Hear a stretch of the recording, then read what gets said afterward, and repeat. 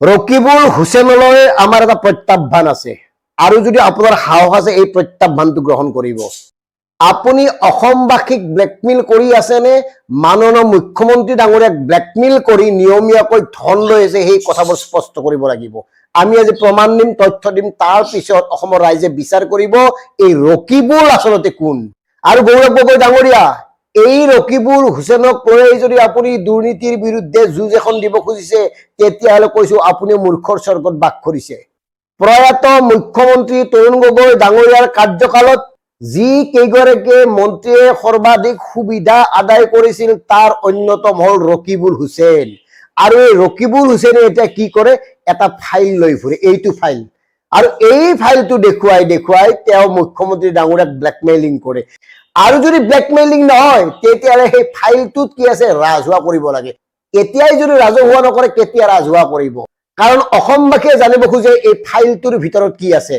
আজি মোৰ মনটো আগৰ আন দিনতকৈ ভাল। মই ফাইল এটা বিচাৰি পোৱা নাছিলো। মুখ্যমন্ত্ৰী ডাঙৰীয়াই জানিব আৰু মই সেইকাৰণে মই এই পৰ্যায়লৈ নাযাওঁ কাৰণে দেখুওৱা নাছিলো। এইটো এটা মোৰ ফাইল।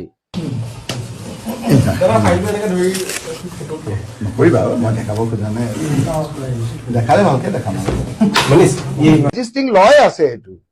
এই ফাইলত আপোনাৰ বিভিন্ন, তেওঁক আপোনালোকে বুজি নাপাব, লোকে বুজিব, ইয়াত বিভিন্ন ধৰণৰ মানুহৰ উক্তি আছে।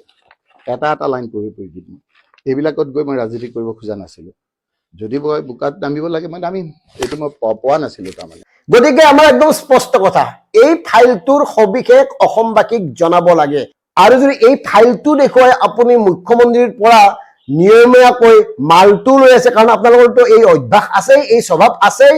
কাৰণ মুখ্যমন্ত্ৰী ডাঙৰীয়াই মাজে মাজে কয় নহয় যে অন্তত গড়কেইটা শান্তিত আছে। আপুনি যেতিয়া মন্ত্ৰী হৈছিল, বন মন্ত্ৰী হৈ আছিল, সৰ্বাধিক সংখ্যক গড় হত্যা হৈছিল আৰু সেই হত্যাৰ কাৰণে সকলোৱে আপোনাক জগৰীয়া কৰে, বিশেষকৈ মুখ্যমন্ত্ৰীকে আদি কৰি বিৰোধী নেতাসকলে আপোনালোকক জগৰীয়া কৰে। গতিকে সেই কথাবোৰ অসমৰ মানুহে পাহৰা নাই, আমি পাহৰা নাই। সেয়ে আমাৰ স্পষ্ট কথা, সঁচাকৈ যদি আপুনি অসম আৰু অসমীয়াৰ প্ৰতি দায়িত্বশীল তেতিয়াহ'লে মুক্তকণ্ঠে দুৰ্নীতি উদঙাই দেখুৱাওক, যি আপুনি ফাইলৰ ভিতৰত আবদ্ধ কৰি থোৱা বুলি সদম্ভে ঘোষণা কৰি আহিছে। মন কৰক ৰাইজ, কিমান তৃতীয় শ্ৰেণীৰ কাম কৰে এওঁলোকে। বাৰে বাৰে ফাইলটো দেখুৱাই থাকে সাংবাদিকক, বহুত কাগজ পত্ৰ আছে বোলে, 2009 চনৰ তথ্য আছে। আৰু এই তথ্যবোৰ বুজাই বুজিব, আৰু বুজাই বুজিলে কি হ'ব এই কথাবোৰ কয়, অথচ ফাইলত কি আছে নকয়। ভিতৰৰ কাগজ পত্ৰত কি আছে নকয়। তেওঁ কয় যে বিৰাট মনটো ভাল, এই পুৰণা ফাইল এটা বিচাৰি পাইছে। এইবিলাক থাৰ্ড ক্লাছ কথা নহয় নে? এইবিলাক ব্লেকমেইলিঙৰ আহিলা নহয় নে? আমি আগতেও কৈছো, আজিও কৈছো, এই ৰকিবুল হুসেন আৰু হিমন্ত বিশ্ব শৰ্মা ডাঙৰীয়াই প্ৰয়াত মুখ্যমন্ত্ৰী তৰুণ গগৈৰ কাৰ্যকালত আটাইতকৈ ডাঙৰ কামবোৰ সংঘটিত কৰিছিল, গুৰুতৰ বিষয়সমূহত জড়িত আছিল এওঁলোক। আৰু এতিয়াও সেই বুজাবুজি কৰবাত এওঁলোকৰ আছে। তৰুণ গগৈ ডাঙৰীয়াৰ আমোলত আপোনালোকে পোলাও আৰু বিৰিয়ানী ঠিকে খালে, আৰু এতিয়া অসমৰ মানুহক বুৰ্বক বনাই পুনৰ সেই পোলাও আৰু বিৰিয়ানী খাবলৈ আহিছে। মন মেলিছে নহব। আৰু মন কৰিব, তৰুণ গগৈ ডাঙৰীয়াৰ আমোলত এওঁলোকে হৰ্চ ট্ৰেডিং, এই যে ঘোঁৰা কিনা বেচা কামবোৰ কৰিছিল। এওঁলোকে আছিল দুৰ্নীতিৰ সদাগৰ। এওঁৰ বিৰুদ্ধে কোটি কোটি টকাৰ দুৰ্নীতিৰ বাতৰি প্ৰচাৰ হৈছিল।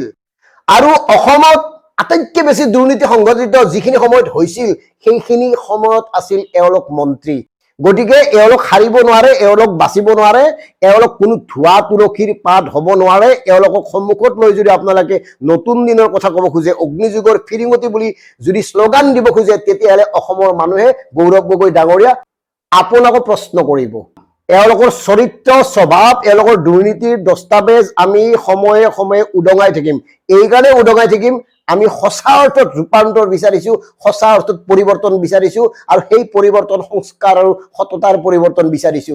আৰু এটা কথা কৈছো, এই ৰকিবুল হুসেনে এইবাৰ কমিটিখনত যিখন কমিটি গঠন হ'ল, তাত তেওঁ আৰু বিজেপিৰ মাজত ভাল সম্পৰ্ক থকা এগৰাকী ঘনিষ্ঠ নেতাকো গুৰু দায়িত্ব অৰ্পণ কৰিছে। লাগিলে কম, যদি প্ৰয়োজন হয় গৌৰৱ গগৈ ডাঙৰীয়া। গতিকে আমাৰ এয়াই প্ৰত্যাহ্বান, ৰকিবুল হুসেন ডাঙৰীয়াই ফাইলটোত কি আছে পাৰে যদি জনাওক। আৰু যদি এয়া ব্লেকমেইলিঙৰ আহিলা নহয় তেতিয়াহ'লে সকলোবোৰ কথা স্পষ্ট কৰি দিয়ক। আৰু যদি স্পষ্ট নকৰে তেতিয়াহ'লে জানিম এই ফাইল দেখুৱাই আপুনি চলি আহিছে। ধন্যবাদ।